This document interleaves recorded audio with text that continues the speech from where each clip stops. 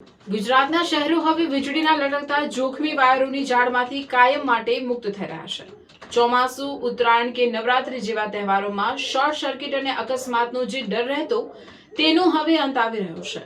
કેન્દ્ર સરકારની RDSS અને રાજ્ય સરકારની રોબસ્ટ યોજના હેઠળ કરોડો રૂપિયાના બજેટ સાથે ઓવરહેડ લાઇનો હટાવીને અંડરગ્રાઉન્ડ કેબલિંગનું કામ યુદ્ધના ધોરણે શરૂ કરાયું છે। પ્રગતિ જ્યારે નાગરિકોની સુરક્ષા સાથે જોડાય છે ત્યારે જ સાચો વિકાસ થાય છે।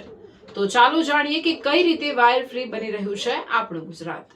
રાજ્ય સરકારના વાયર ફ્રી સિટી અને વાયર ફ્રી સ્ટેટ મિશનથી હવે શહેરોની સડકો ખુલ્લી અને સુંદર દેખાશે।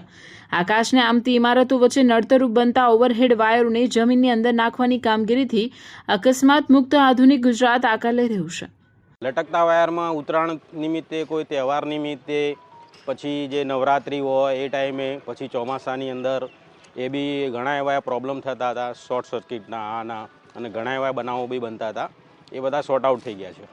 લાઈનની નીચે વૃક્ષો અમે નહોતા વાવી શકતા, એ એક બેનિફિટ થયો છે।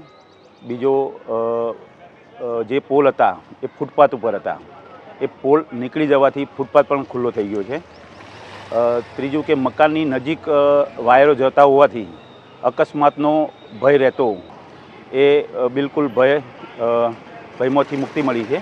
આ બદલાવથી મહેસાણા સહિત રાજ્યના અનેક વિસ્તારોના સ્થાનિક રહીશોએ મોટી રાહત અનુભવી છે। અગાઉ ઘરની નજીકથી પસાર થતી વીજ લાઇનોના કારણે રસ્તા પર વૃક્ષો વાવી શકાતા ન હતા, જે સમસ્યા હવે દૂર થઈ શકી છે। ફૂટપાથ પરથી વીજળીના થાંભલા હટતા રસ્તાઓ પહોળા અને સાફ બન્યા છે। રાજ્યની ચારેય વીજ કંપનીઓ UGVCL, MGVCL, DGVCL અને PGVCLના વિસ્તારો માટે 500 કરોડનું ખાસ બજેટ ફાળવીને અમદાવાદ અને ગાંધીનગર જેવા મહાનગરોથી લઈને તમામ નગરપાલિકાઓમાં હજારો કિલોમીટરનું નેટવર્ક અંડરગ્રાઉન્ડ કરી દેવાયું છે। મહાનગરપાલિકા વિસ્તાર આવે એમાં અમદાવાદ, ગાંધીનગર અને મહેસાણા, અને એ સિવાય જેટલી પણ નગરપાલિકાઓ છે કે જેને આપણે શહેરી વિસ્તાર ગણીએ છીએ, એમાં પણ આપણે અંડરગ્રાઉન્ડ નેટવર્ક કરવાનું છે। રાજ્ય સરકારે આ વર્ષે 500 કરોડનું જે બજેટ ફાળવ્યું છે એ વાયર ફ્રી સિટી માટે ફાળવ્યું છે।